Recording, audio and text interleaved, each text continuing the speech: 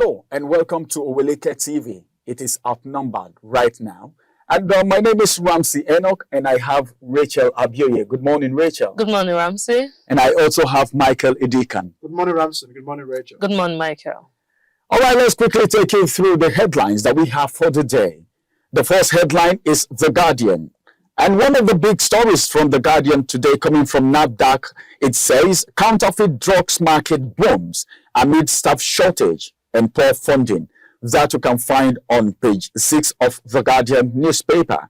And I have this second story which says Oweleketv transmits power to Ayetidiwa, begins medical leave. He's gone on leave again. So Ayetidiwa is going to be in charge until he returns. This is about the second time that he's traveling out. We pray he returns back healthy, hale and sound.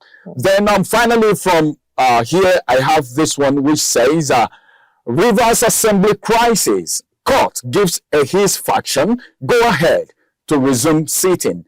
And that's from the papers. You can just walk to the stand and pick this paper, The Guardian, and go through it for more stories if it catches your fancy. Next, let's get to the next paper. Okay, thank you, Ramsey. On the Punch newspaper, says federal government probes use of foreign prisoners as construction workers. You can find that on page 8 of the Punch newspaper.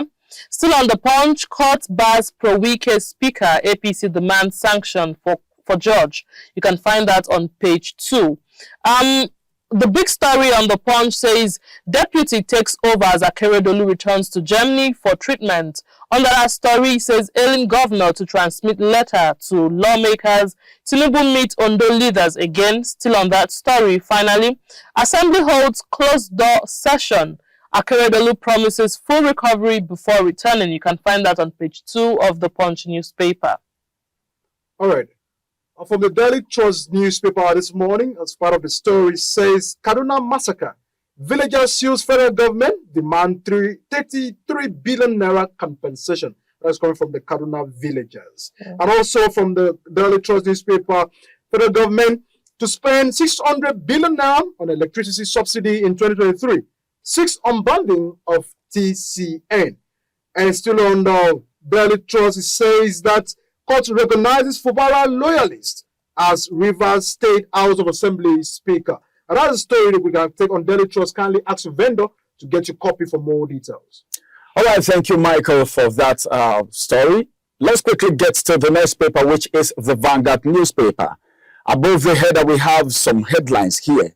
The first headline says, powerful Nigerians involved in illegal mining, funding, banditry, and terrorism. Well, that is coming from Alake. Then I have a very big story here. The big story here says, that's from the Vanguard anyway, budget under threat as oil price drops to $76.53. All right, there are some riders to that story. You can actually go through that if you pick the copy.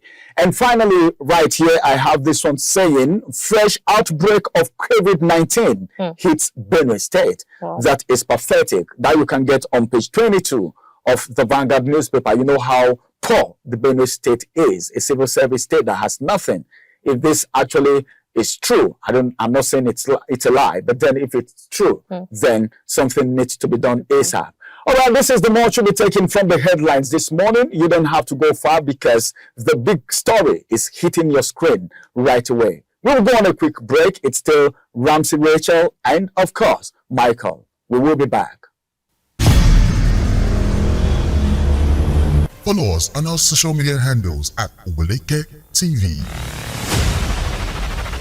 Visit our website at www.oweleketv for a thrilling journey. Oweleketv, rising star at the fairground.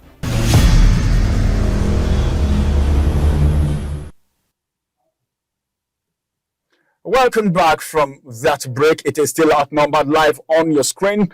Oweleketv is bringing you these details this morning. We said we're returning back with the big story. The big story is actually big and we want to talk about it.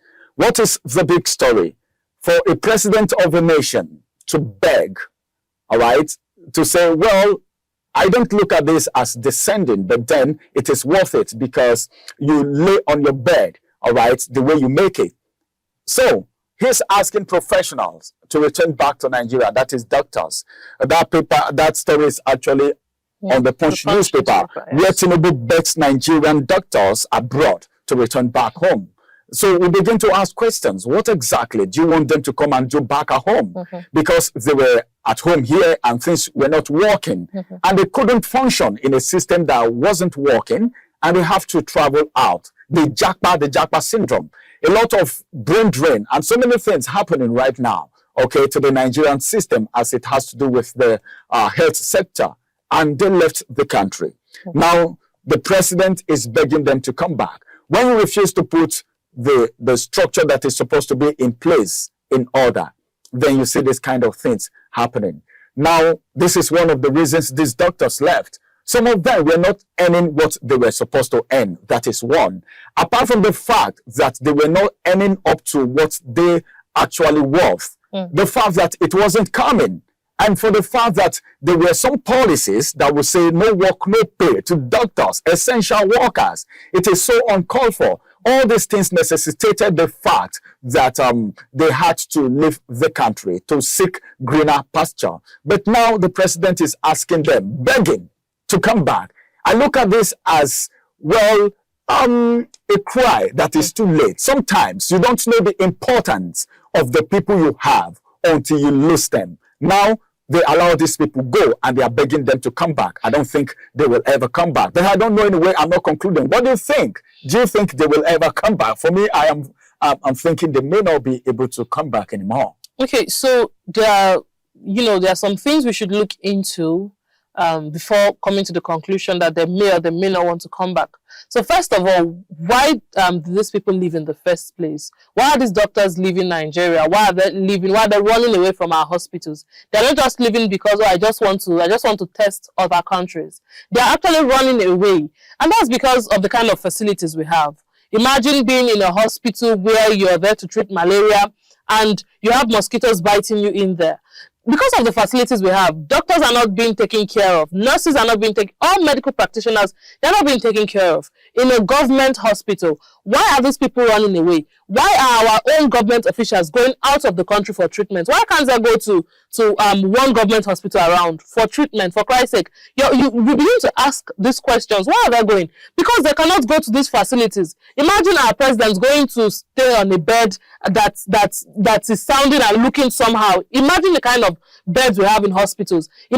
Just imagine the way government hospitals look like. And then you want our so-called politicians to go there and say they will not go there, and that's why they're running away. So if these people can run away because they cannot stay imagine in a hospital where there's no blood, where you can't even get things, normal things that should be in the hospital, you can't get them. These people will run away, they will go because there are no proper facilities. Now, begging them to come back, you shouldn't be begging them to come back. I think what you should do is put these things in place. I saw on the news where they were talking about improving the health sector and putting, budgeting more allocations and more money into that sector.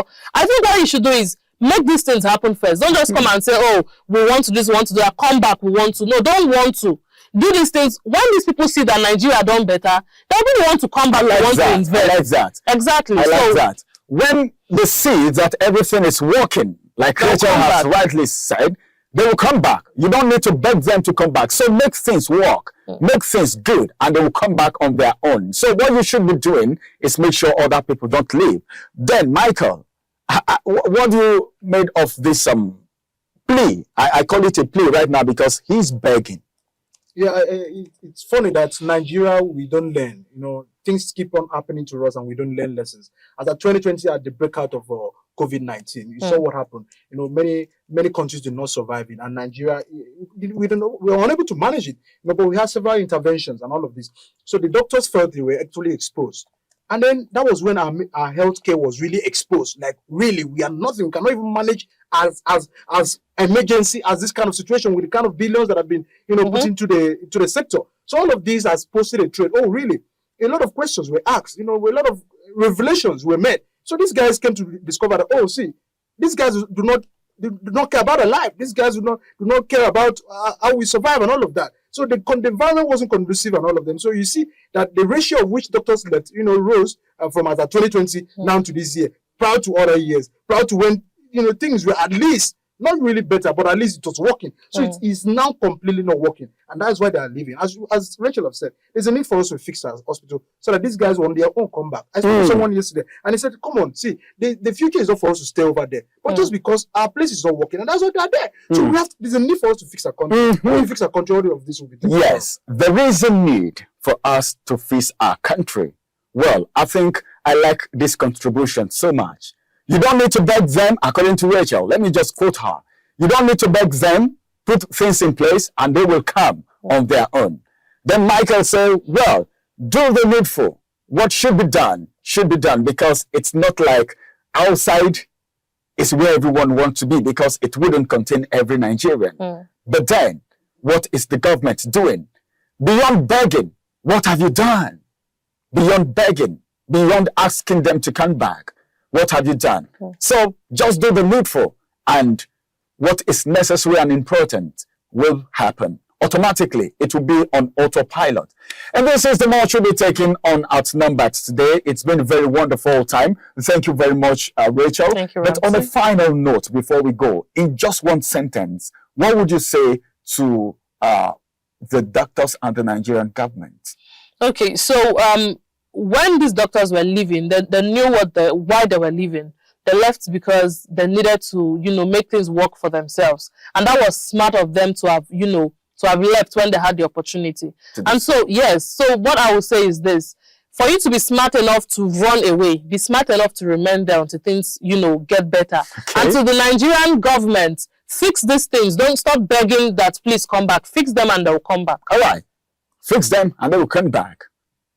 All right, Michael. I feel what works for others may not work for us. So there's a need for us to see how we can actually help ourselves at this time.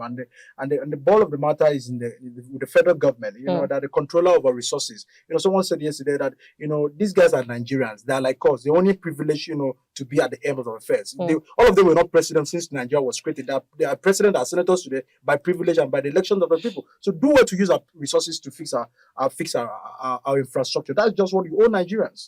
All right, they were smart enough to leave, but then use our resources to fix Nigeria, fix the economy, and the people will come back on their own. But you should remember also that one day, a time may come that you will be rejected traveling abroad for medical attention. That time is coming because a lot of Nigerians are praying.